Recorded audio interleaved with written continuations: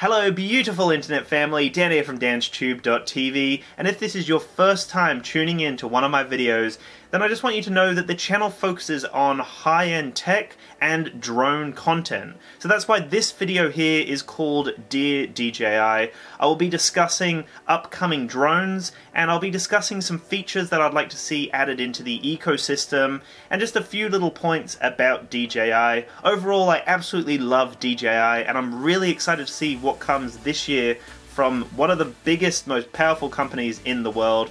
So let's get to it.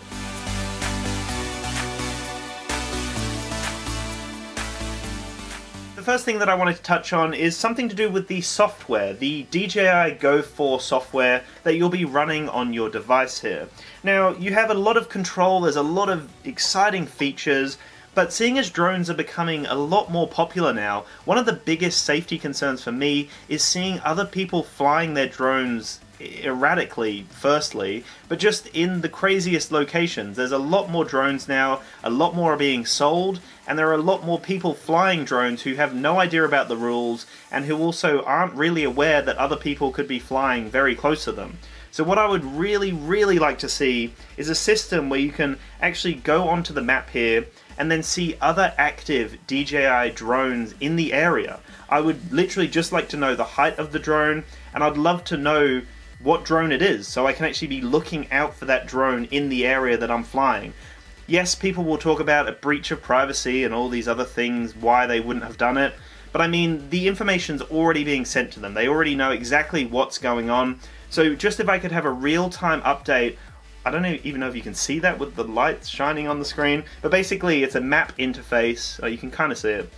So it's a map interface of the area I live in, and then basically what I'm looking for is maybe like another sub-menu over here, or just some way to see the active DJI drones in the area. That's something that I think is extremely important for safety, and something I would love to see. It's something I would really love to see them implement at some point very soon.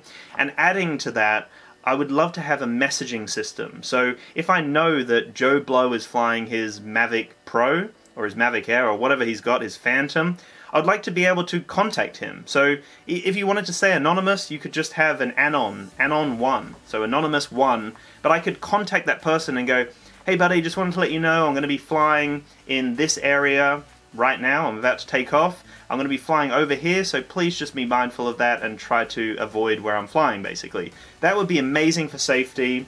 It would be a great way to have a lot more control over your flight time and your flight path, and just your flight route, so you can actually figure out where you can fly and you know who's active in the area. I think that would be really important, and DJI have such a massive monopoly on the drone market, so you're gonna really see pretty much the majority of the drones. There are other drones out there that aren't DJI drones that obviously won't show up in this interface, but it would be great to be able to see what's going on in my local area. The next topic has to do with the Mavic 2 Pro, this beautiful drone here.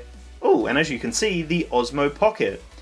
Now what I wanted to talk about is the fact that this drone here with a 1-inch Hasselblad sensor can shoot 4K 30.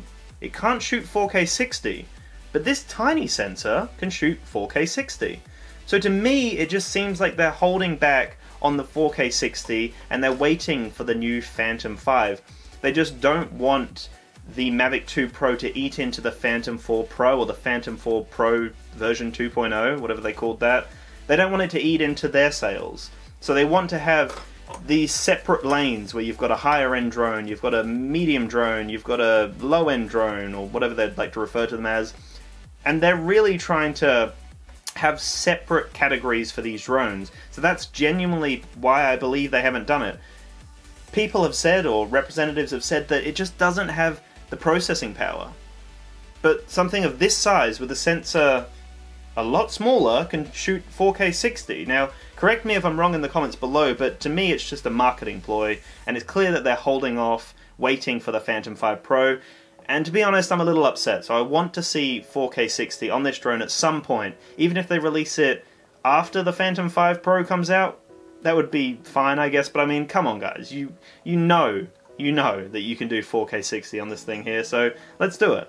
Let's do it. I now want to focus on upcoming drones that I'm very excited about. So the first one is the Mavic Air version 2.0, or potentially just the Mavic Air 2.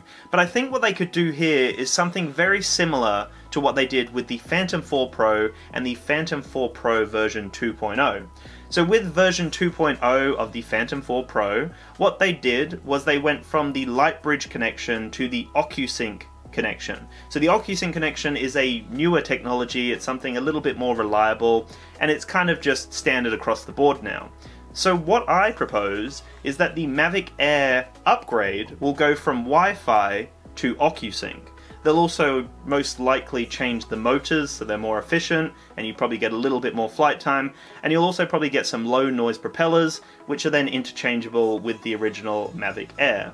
So that's something I would really like to see. Obviously a full edition of the Mavic Air 2 with all exciting new features would be fantastic, but it's also possible that they might just do an incremental update just to version 2.0 of the Mavic Air, which would still be really exciting because that thing is beautiful. It's such a fantastic drone, but the Wi-Fi connection is something that really turned people off, and the battery life was another thing. So if they could slightly improve the battery life, improve significantly the transmission to OcuSync, then I think that would be a killer drone for most people out there. My final point is about the Spark, the DJI Spark 2, not 4, but the 2, that will be coming out probably very, very soon. Now the first thing is we would expect to see 4K on this drone here. It's really unlikely that they'll just release a 1080p version. I mean, 4K 30 would be absolutely fantastic. The other thing we'd really like to see is a 3-axis, not a 2-axis gimbal. So 3-axis gimbal, 4K 30 FPS.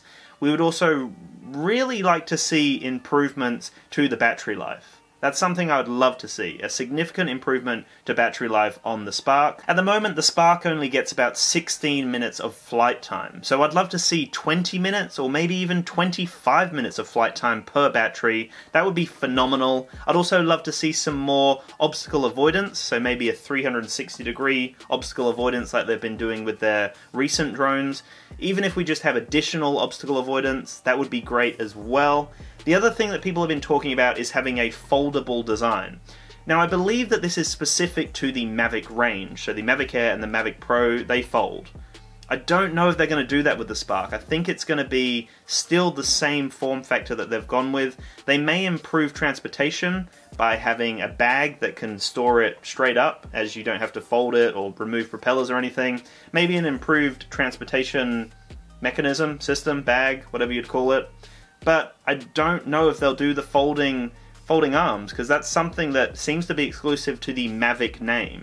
So we'll see what they do with that, but overall just improve the battery life please, give us 4K, and please give us that 3-axis gimbal, the stabilizer. Don't do the 2-axis again, please guys. And the other thing that seems to be a trend now with DJI is internal storage. So the Spark will most likely have an 8GB internal storage as well, which will just improve everyone's experience with this tiny little drone.